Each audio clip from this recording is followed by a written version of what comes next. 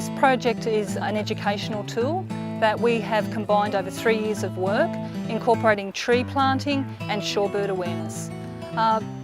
Going one step further from the classroom, actually out into the field, I think has enabled the children to connect what the words mean into a physical sense, and I can see an ownership come over them, that they want to actually look after what they have in their home. We're in the northeast coast of Tasmania, the area of St Helens, which incorporates to the north the Bay of Fires region.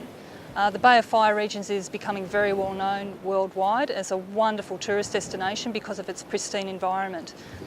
The fact that we live in it, I suppose, leads to the next part, that we have to actually protect it and educate tourists and also the locals about its values.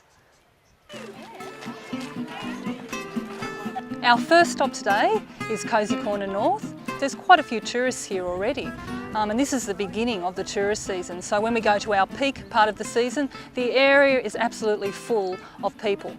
With the increase of population on the beach, it actually adds a pressure to the habitat. What we're trying to do is educate people to protect the habitat when there's a lot more beach goers, there's a lot more dogs which should be controlled on the beach around. Therefore, we look to the future of perhaps having this same pristine environment for other generations. NRM North, who I work for in the Breakaway Council, St Helens Parks and Wildlife Service and Birds Tas and the school have worked really closely together to make this project happen. So by having wonderful people like Liz come along who can value add by her knowledge with the shorebirds, Parks and Wildlife coming along with their knowledge about maintaining these areas and teaching the children about how we need to look after these areas for future generations. And then I can come along and also talk about biodiversity and habitat values, but also have access to funding so that we can do things like buy the trees and the stakes and the bags and things like that. That tree, because the rubbish pickers can pick that up. Stick that in there. What are those ones called that have the yellow things? It could be a honey eater. No, Or it could be yellow things that are Tasia. Or no, not a Mars lapwing. No.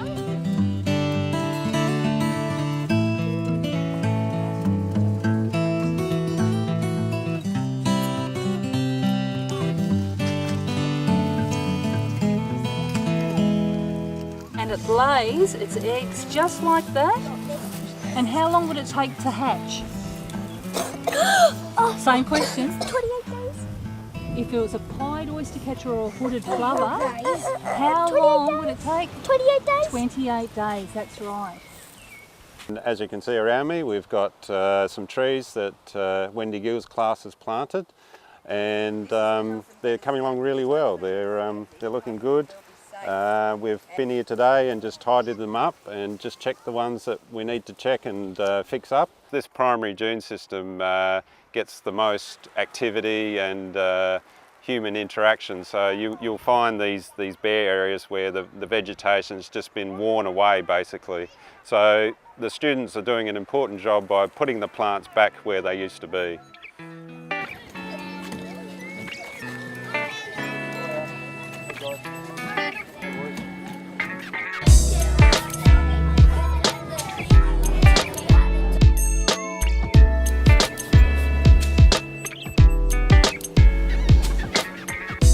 We're here at Swimcart Beach, which is right next to Generate Beach and what's called Round Hill. It's quite a prominent feature here in the Bay of Fires.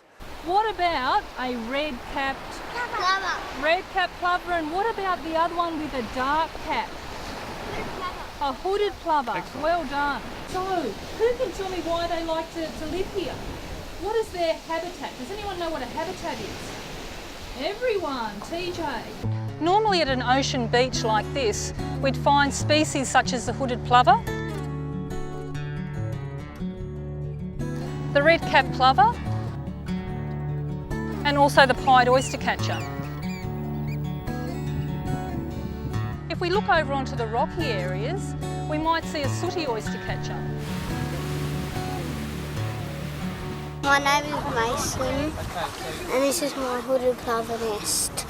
And I've used a bit of kelp and some little plants to camouflage the eggs. Chanel, that's a beautiful nest there. Thanks, Liz. Is it a hooded plover nest? Yes. Okay. So they usually have just the 2 or 3 eggs, don't they? Yeah. Oh gee, it's got long legs, hasn't it? Does anyone know what that is? It's a white-faced heron, well done. See how he's got his long legs and he can walk through water that's deeper than a couple of centimetres and he's looking for fish. Now with that long bill, what he'll do is he'll stab them and eat them. What colour are his legs? Did anyone see? No. Brown. Browny, a light brown, even towards yellow. Great spotting. Okay, let's go.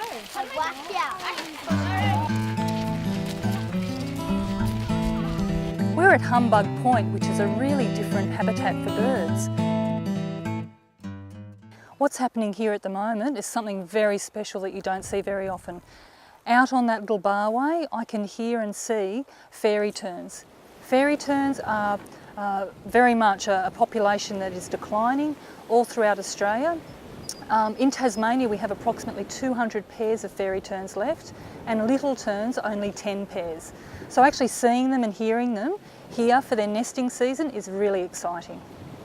Excellent answer. I'm really passionate about getting people out in the environment and learning from being in the environment, not necessarily sitting in a classroom. So this project's been really wonderful to get the students out and learning about biodiversity and these beautiful habitats. And we've even asked them to put their names on the tree guards, so they're actually personalising the planting, and hopefully when they go home they'll think, well, yeah, I own a bit of that reserve, and that's what I personally would like to see, that there's some ownership of these reserves. Do you guys know the name of this plant? You should probably. This is called a monotoca. And if you look around the bush here, there's actually one growing right here. So you can see that we're actually growing species that actually live here normally. That's right. Now what that does is it distracts the predator away from the nest and the chicks. So do we all want to have a go at that? Yeah. If Ranger Clinton is a big feral cat and this is our nest, I'd like you to show us what would happen. So I'm going to prowl around. That's fantastic. So you're going to try and lure that cat away from your eggs.